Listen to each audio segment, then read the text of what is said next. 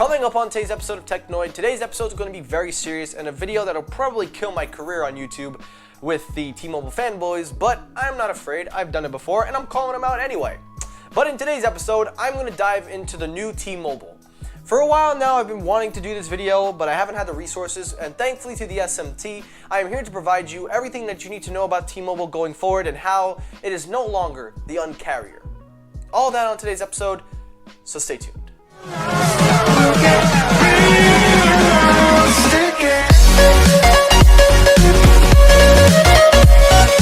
is happening, everybody? Michael here. Welcome back to Technoid. Now guys, today's episode is not going to be a funny episode. This is not going to be something where I'm going to be joking around. As a matter of fact, today's episode, I'm disclaiming it, is not going to be a fun one. I'm going to be very serious with you guys. I'm going to be honest and upfront, truthfully. Today's episode is going to be heavily consumer-based, as I'm going to focus on a cellular network known as T-Mobile. Pretty much everybody knows that. But I'm going to talk about the new T-Mobile. Things that have been happening for a while and has been happening post-merger, and I'm going to lay out the timeline of how we got to this point and why T-Mobile is not the uncarrier anymore.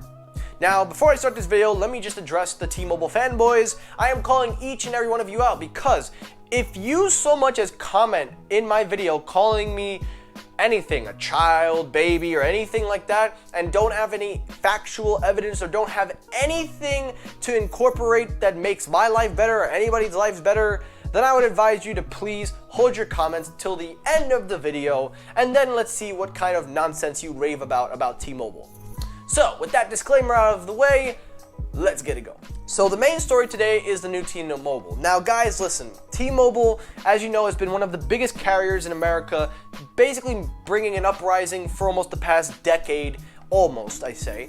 And for a while it's been considered the maverick of the cellular industry. But recently a lot of things have been happening and not a lot of good things are happening, and T-Mobile right now is in the hot spot and is now being called out by not only the media, their consumers, YouTubers, everybody. Now guys, this is my interpretation of it from my perspective as a consumer who pays my own current bill. I have my own line, everything, so I'm going to give you my perspective, but I'm also going to lay out the facts on basically what's going on. And also, I would advise you guys, if you really want to know more about cellular, please subscribe to the SMT, Sneed Mobile Tech. He has been kind enough to provide me the layout in today's episode, give me the facts, give me the evidence to prove to you guys why T-Mobile is not the uncarrier. So please subscribe to him if you want a more better detailed, because he focuses heavily on cellular. I focus on other things besides cellular, sometimes here and there. But let's get it going. So right now, T-Mobile is in a lot of fire with California because for a while, there's been reports that T-Mobile is slowly delaying the process. There's also been a lot of talk about news jobs that are not happening. They are cutting back. And there have been a lot of reports on their pushback on 5G, mainly in California. Now, if you don't know, they did reach an agreement. They signed an agreement with the California Commission. They basically reached an agreement where during the merger, they were going to focus heavily on innovating in the states. Now, if you don't remember, a lot of these states were not for the merger. They did not think this should happen. But they made some agreements, T-Mobile, and they agreed to help make some promises that they promised to do. And by signing these agreements, it's contractual, it's out there, you can literally see it for yourself, and they have to oblige. Well, recently, T-Mobile, there have been reports saying that they are looking to push back. Now, there have been some updates, so I'm gonna read to you everything. We're gonna put this thing together as best as I can. So a couple days ago, there were articles circling around talking about how T-Mobile is trying to ease up the requirements from the Sprint merger by trying to reduce the amount of jobs, also push back the year expectancy for when they can get their 5G service rolling, and also pushing back guaranteed speeds. Now, when these reports came out, Mike Seaver, the current CEO of T-Mobile, came out with a statement, and it was done on the 24th, so literally not even 24 hours ago. He writes, "These are false reports that were walking back promises of additional jobs in California. Here's the truth. We're committed to the CPUC that in 3 years, T-Mobile would have at least as many jobs in CA as we did when the merger closed. We are not walking back from that commitment." Now, it would be easy to say that he's probably just telling the truth, trying to address some rumors, but then the day prior, there was a leak, a document leak that the media picked up on that was T-Mobile filing to the California Commission, basically asking for the pushbacks, not only in jobs, but in cellular and in their 5G expectations. The document is there. It is right in front of your screen, and I will leave a link to this document that basically contradicts everything that Mike Seaver said. And this is not good because this is basically them not only lying, but also going back on their promise. I understand Mike Seaver made an announcement and he made a tweet. It's ultimately a tweet trying to address the problem, but there's no way around it. The paperwork, the evidence is right here. So that's number one. But before we even talk how we got here, let's take a wind back to the merger. Now, if you don't know, during this merger process, John Legere was the current CEO of T-Mobile when this merger was happening. John Legere, and I'm going to say it right now, was the uncarrier. It wasn't T-Mobile. He was the uncarrier. John Legere shook up the cellular industry for the rest of this tenure that he's been in. From Netflix on Us, to the move to unlimited data, to taxes and fees being included. All of that was John Legere. So don't tell me it was T-Mobile doing this. This was John Legere. These were his decisions that were made by him, approved by the board, but ultimately his decisions. John and the T-Mobile team promised an amazing network, more jobs, uncarrier moves with the merger. These were his promises if this merger was going to happen. However, when John's contract expired in April, as the merger clears, that's when Mike Seaver comes up as the new CEO. Now, this is our first indication because when John Legere stepped down to become a board member, he wasn't even in there for a month. He was in there for about a week from what reports claim, and he was gone. He didn't even stay on to see anything. That's flag number one.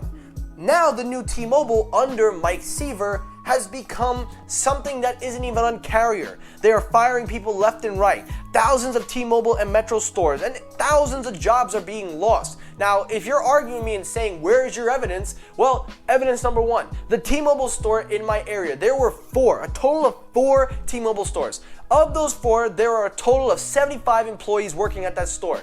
All of them work in different areas on this island. As of today, I have contacted those stores because I have people that work in those stores, and I know the number has gone down from 75 to 45. Now, you can argue it is because of the pandemic. We can make that argument, but there's no way around it. These people are losing their jobs, and they promised to keep the jobs. They promised everything. So that's one. Next thing, to clear these hurdles with the merger, they had to make deals. They had to make agreements. And their agreements with California, most notably, was to improve the quality of 5G, helping the rollout, and these are agreements that they need to work on. Now we get to here where they're asking to take a step back. And the problem with that is you have a signed agreement. Now you want to go back and say, well, you know what, we really can't, so we're going to just have to push it. Now again, I understand there's a counter to this. People are going to argue there's a lack of staff because of COVID. There have been layoffs. There are probably some budget costs. But then let's take a look also now with that theory in question. Let's also examine the network functionality. Do you all remember that outage? Well, that was because they were trying to merge 1 million Sprint customers onto their network, and because they couldn't reach the capacity, the network collapsed. I was part of it. Hundreds of people were part of it. The FTC is investigating. But let's just think about it. If you claim that T-Mobile is really trying to get their promises through, how is it that their network was set up to fail? And it's simple. There are people, internal sources that I know. There is a YouTuber that literally works as an engineer who contacted me and told me all this because I talk with him. There are no leadership in this. There is no leadership. They don't have a right direction on how to run these towers. There's no funding. There's nothing. So let me just be upfront and honest. Neville Ray, he's no good, but I can't blame him for these problems. He's a network engineer. He's involved on that. But these are the signs pointing that T-Mobile clearly did not have the intentions. Now, I'm not saying you should switch from T-Mobile. I'm not trying to stop you from switching. If anything, they're still a good service. They are cheaper than what the competition offers, but you guys have to see the evidence for yourself. The network failure from that merging, showing that they couldn't reach the capacity. Now, obviously, things will have to go, but it should have been regulated. There should have been proper research and testing before they even merged 1 million customers. Think about that for a second. You claim you can take all these customers, you could do it. Then you put 1 million customers and then the network goes down. And it was only T-Mobile. Verizon, AT&T did not experience anything. So these finger pointing and then on top of the pushbacks from California leads me to believe that T-Mobile is not Un-carrier. And now let's get into the consumer side. I didn't even scratch the surface. This is gonna be a long episode. Now the consumers are affected. Crappier cellular signal. The speed tests are out there, guys. There is no making this up. Now let's talk also the billing. Now T-Mobile made a craze about taxes and fees. No hidden fees, no surcharges. Just this week alone, I received my T-Mobile bill. I pay $75 for the line. That's what I've been paying.